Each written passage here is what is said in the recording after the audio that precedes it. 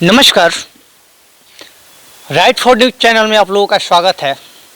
अभी बीते दिनों छात्र संघ का जो चुनाव हुआ है पटना में, उसको लेकर के और वो चुनाव किस तरह से गहमा गहमी भरा रहा ये सभी लोग जानते हैं, और किस तरह से उम्मीदवारों के द्वारा बहुत सारे प्रलोभन दिए गए छात्रों को, और इन सब बातों को और इन सब मुद्दों को लेकर के कि छात्र संघ का चुनाव किस तरीके से हुआ पटना में, और क्या क्या कमियां रहीं और क्या क्या और ऐसी चीज़ें हैं जिसको पटना में विकास करने की ज़रूरत है। मेरे साथ में आदित्य जी हैं, आशा से चुनाव के उम्मीदवार थे इस बार में पटना में। सर, सबसे पहले तो नमस्कार आपको राइट फॉर न्यूज चैनल में।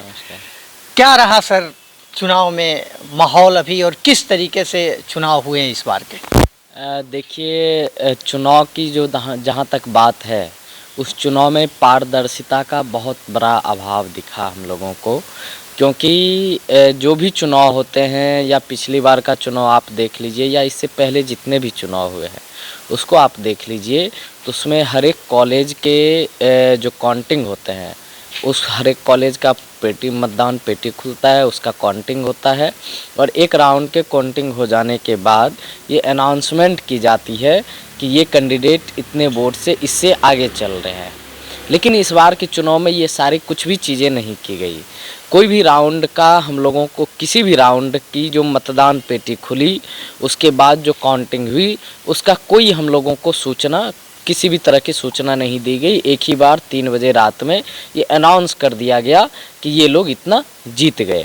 लेकिन ये जो पारदर्शिता का अभाव इस बीच में दिखा हम लोगों को, कि हर एक राउंड की काउंटिंग होने के बाद वो उसके जो अपडेट है वो हम लोगों तक पहुंचना चाहिए, वो नहीं पहुंचा। दूसरी बात कि मतदान पेटी बदलने की आशंका हम लोगों की है कि ये इसलिए क्योंकि जब आप देखेंगे कि जहाँ काउंटिंग होती है, काउंटिंग सेंटर पे इलेक्शन कमीशन ऑफिसर जो विश्वविद्यालय के होते हैं, उनके अलावा और कोई पदाधिकारी विश्वविद्यालय का नहीं होना चाहिए। लेकिन वहाँ 4 बजे से लेकर के रात के 3 बजे तक हमारे जो वीसी हैं, पटना यूनिवर्सिटी के वीसी गिरीश कुमार चौधरी, वो वहाँ मौजूद थे। तो हम लोगों का सवाल ये है कि आखिर वो वहाँ क्या कर रहे थे, जबकि इलेक्शन कमीशन ऑफिसर के अलावा वहाँ कोई नहीं रहना चाहिए। तो ये जो आशंका, ये हम लोगों को ये मजबूर करता है कि कुछ ना कुछ धांधली विश्वविद्यालय प्रशासन के द्वारा किया गया है और मतदान पेटी को बदला गया है। दूसरी चीज़, जो सबसे महत्वपूर्ण चीज़ है, जब छात्र संघ का चुनाव होता है तो छात्र संघ का चुनाव हम लोगों के लिए क्यों होता है?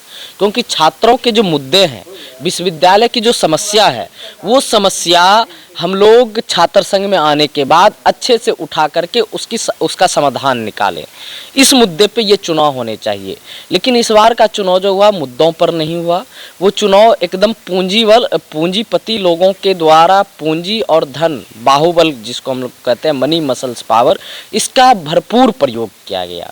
तो ये इससे बेहतर है कि आप छात्र संघ का चुनाव कराए ही नहीं। देखने को भी मिला मोमोज, और जिस तरह से मोमोज बिरयानी बट रहे हैं, और नागेश्वर कॉलोनी में रहने वाली लड़कियों का 2 महीना का रेंट माफ कर दिया गया।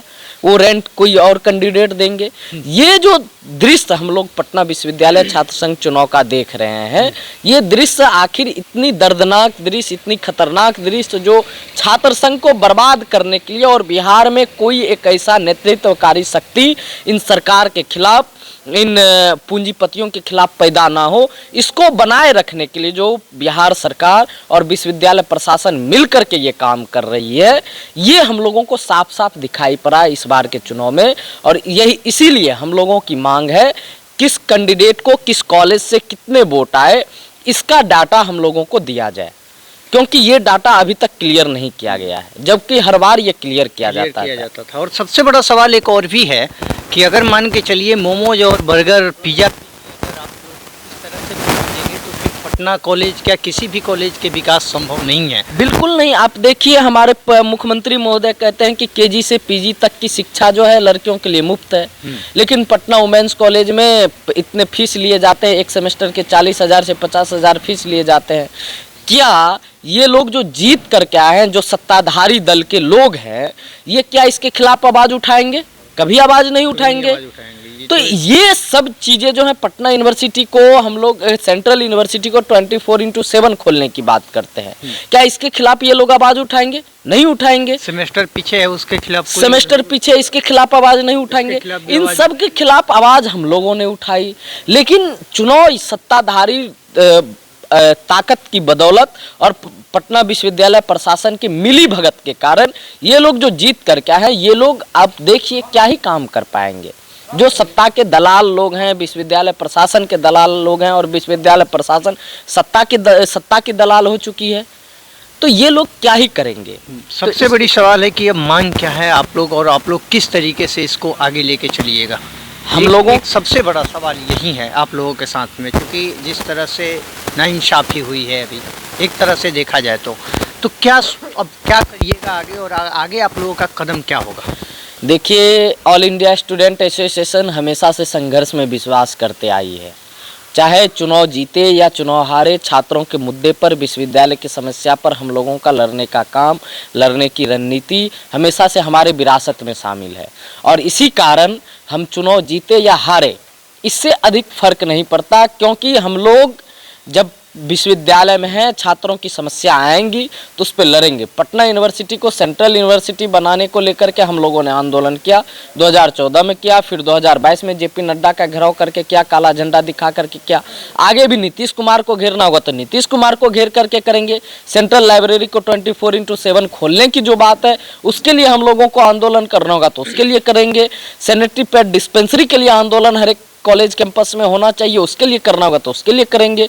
जीएस गैस का निर्माण हो हर एक कैंपस कॉलेज में, हर एक विश्वविद्यालय में, इसके लिए करना होगा तो इसके लिए करेंगे। विश्वविद्यालय का सेशन जो लेट चल रहा है उसको सही करने के लिए हम लोगों को आंदोलन करना हो। प्रोफेसर कर्मचारियों की जो रिक्तियां हैं उसको भरवाने के लिए, पूरा करने के लिए हम लोग को आंदोलन करना हो, तो ये आंदोलन, ये संघर्ष, ये लड़ाई हमारी जारी रहेगी, लेकिन हमेशा चलती रहेगी। लेकिन जब हम लोग विश्वविद्यालय छात्र संघ में चुन करके आते तो और ताकत मिलती, लेकिन अगर नहीं भी आए हैं तो हम उसी ताकत के साथ, उसी ऊर्जा के साथ छात्रों की समस्याओं पर हमेशा संघर्ष करेंगे और छात्रों के साथ मिल करके उस लड़ाई को आगे बढ़ाएंगे और जीत दर्ज करेंगे।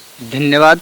ये थे आदित्य सर, इनसे मेरी बात हुई आज बहुत सारे मुद्दों को लेकर के, पटना के विश्वविद्यालय में किस तरीके से समस्याएं आ रही हैं और किस तरीके से जो छात्र हैं वो अभी नहीं समझ पा रहे हैं इन सब चीज़ों को। इन सब बातों को लेकर के मद्देनज़र रखते हुए मैं विभोर कुमार तिवारी आप सभी का धन्यवाद करता हूं। जय हिंद, जय भारत।